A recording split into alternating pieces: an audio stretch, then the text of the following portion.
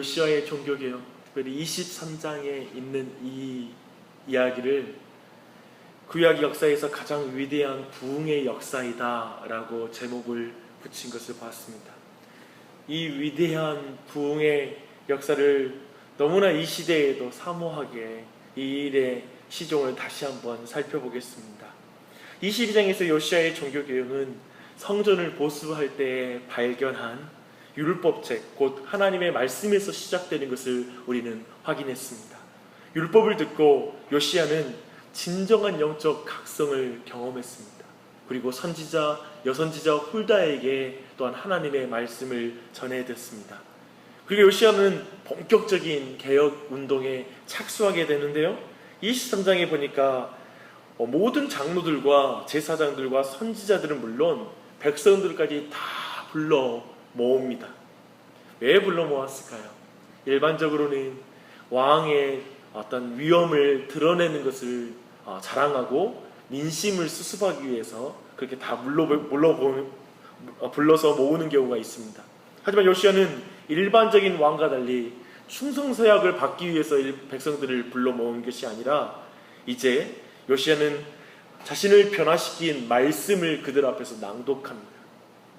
하나님의 말씀을 그 백성들로 하여금 깨닫게 하고 듣게 하는 것입니다.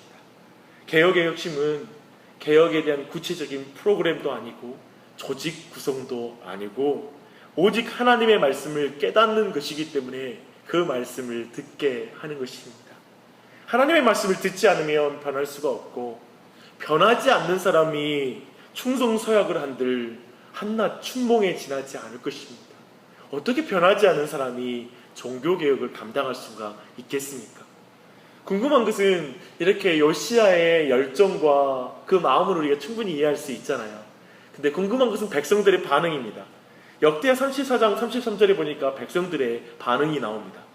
요시아가 사는 날에 백성이 그들의 조상들의 하나님 여호와께 복종하고 떠나지 아니하였더라. 정말 이 마음으로 전한 그 하나님의 말씀 앞에 그 백성들도 반응한 것입니다. 이렇게 요시아는 언약을 갱신한 백성들의 지지 속에서 이제 전무후무한 종교개혁을 단행하게 됩니다. 므낫세 왕 때부터 흥해왔던 우상 숭배들을 이제 몰아내기 시작합니다. 그 내용이 4절부터 20절까지 우리가 어제 살펴봤던 본문의 내용입니다. 그 내용을 개혁의 정도와 범위로 저는 이렇게 구분할 수 있는 표현들이 있더라고요.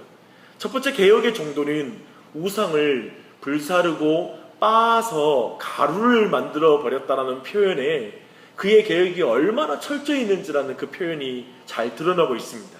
우리말로도 그런 표현이 있잖아요. 갈아버린다, 이런 표현들. 완전히 우상을 뿌리째 뽑아서 내가 근절시킨다 라는 그런 결연한 의지가 보이고, 또 불로 태워버린다는 표현이 있거든요. 우리에게 더러운 것들을 마지막 불로 태우는 것은 완전히 소멸시킨다라는 그런 의미가 담기지 않습니까?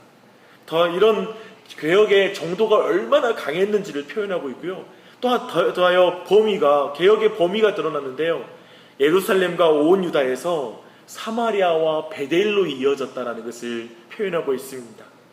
놀랍게 모든 표현이 예수님께서 제자들에게 주신 복음의 명령과 비슷해요.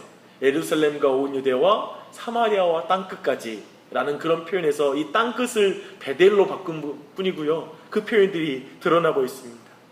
종교개혁이 단순히 우리만 잘 믿고 우리 가정만 잘 믿고 나만 예수님 잘 믿으면 된다라는 차원이 아니라, 그것이 바로 이웃과 그리고 더 먼 곳까지 선교적인 의미까지 띠면서 이 종교개혁을 지금 단행하고 있다는 것입니다. 이렇게 개혁의 범위로 확인할 수 있습니다. 그런데요, 특별히 베델로 종교개혁이 향한 부분을 우리가 주목할 필요가 있습니다.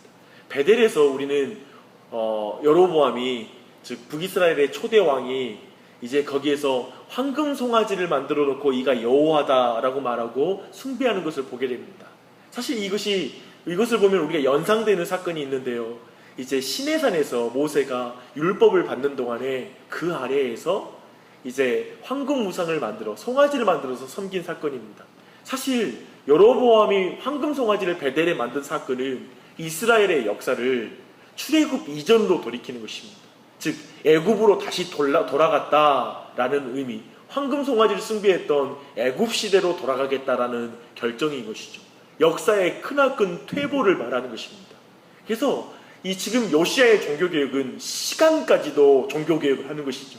과거에 이 과거로 돌아가 버린 그 시간에서 다시 역사를 회복시키는 의미까지 담고 있다면 이제 이 요시야의 종교개혁이 얼마나 철저했는지 그 정도와 그리고 그 범위와 그 시간에 있어서 얼마나 철저했는지가 우리가 어제 보았던 말씀이었습니다.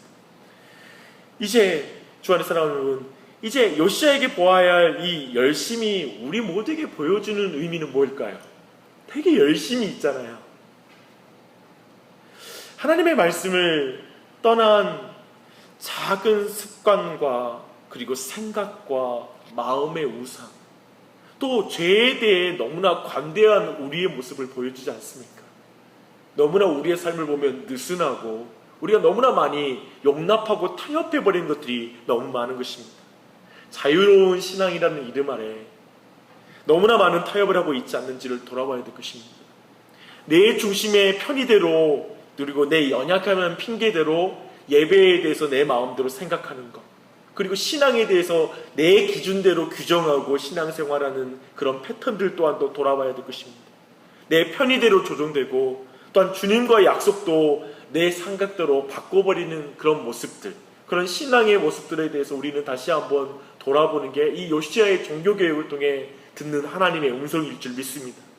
나만 신앙 잘하면 된다고 생각하고 있지 않는지, 그래서 배우자의 신앙, 삶, 그리고 자녀들의 신앙과 삶, 또 부모와 형제들의 신앙과 친척들의 신앙을 위해 내가 어느새 기도하는 것을 쉬고 있지 않는지를 돌아보고 다시 기도를 시작하는 그 은혜가 임해야 되는 줄 믿습니다.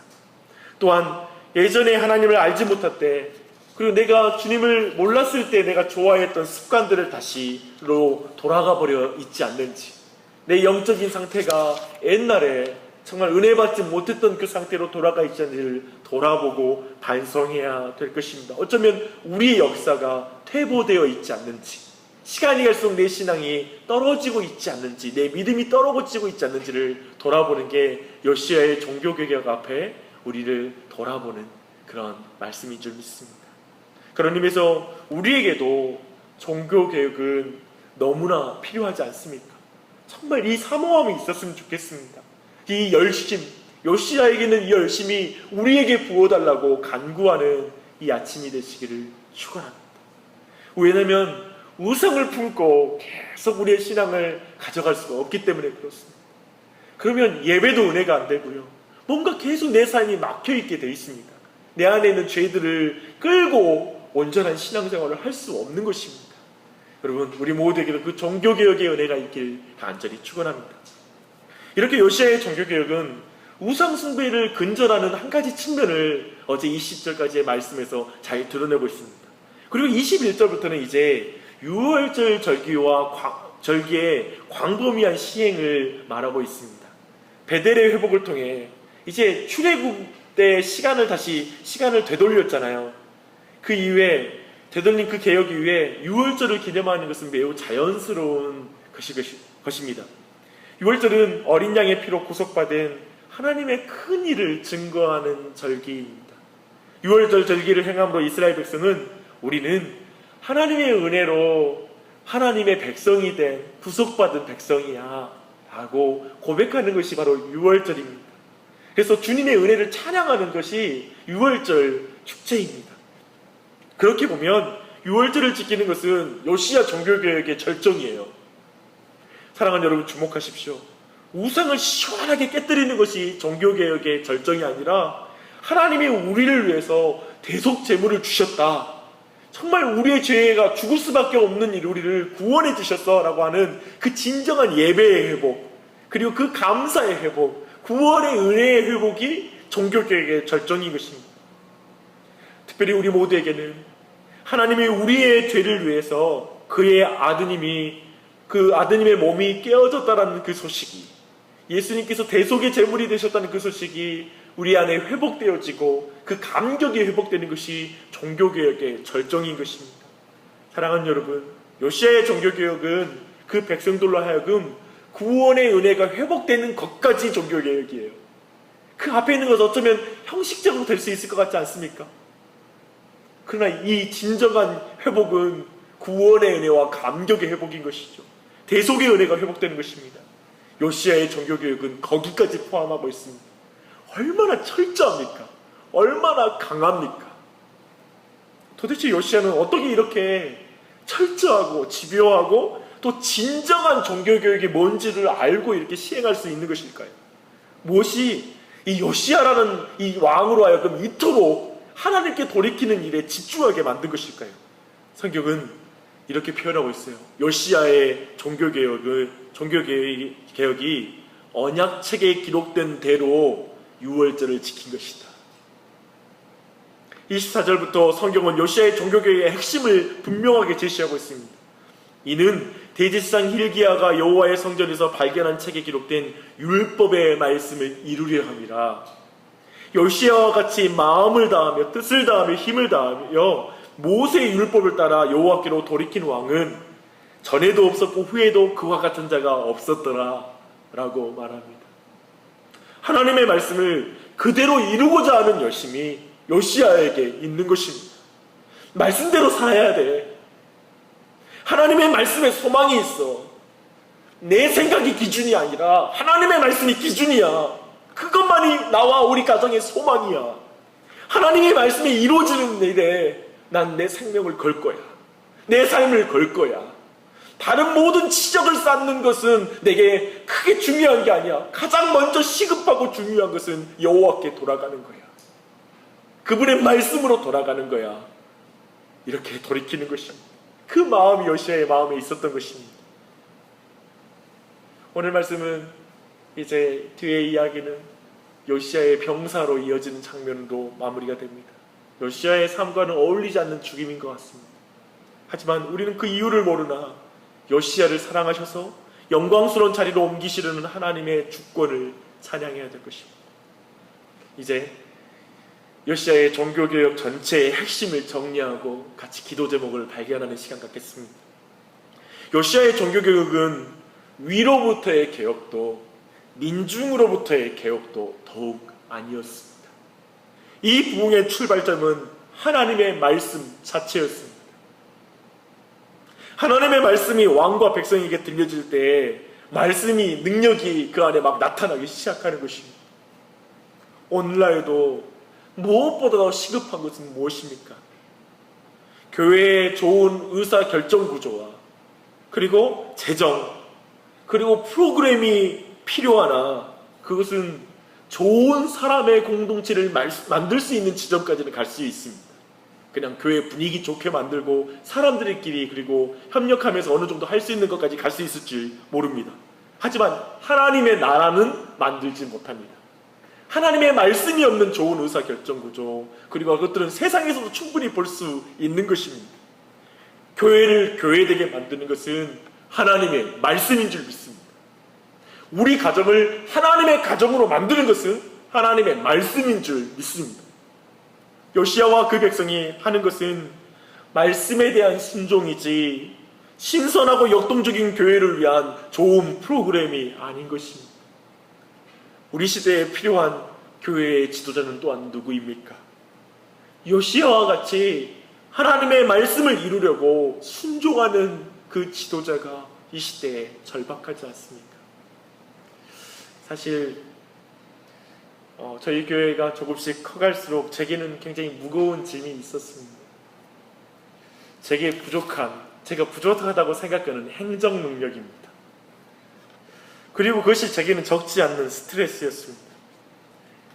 그리고 제가 생각해보면 제 장점은 말씀을 전하는 것과 기도회를 인도하는 것 그런 것들이 제 장점이라고 생각했습니다. 그런데요, 저는 시간이 갈수록 그리고 오늘 말씀을 통해 매우 클리어하게 정리되었습니다. 제게 부족한 것은 행정력이 아닙니다. 제가 강한 것은 말씀 선포가 아니었습니다. 제게 진짜 부족한 것은 하나님의 말씀을 이루려고 순종하는 것. 그게 진짜 부족한 사람이 그거라는 것을 제가 알았습니다.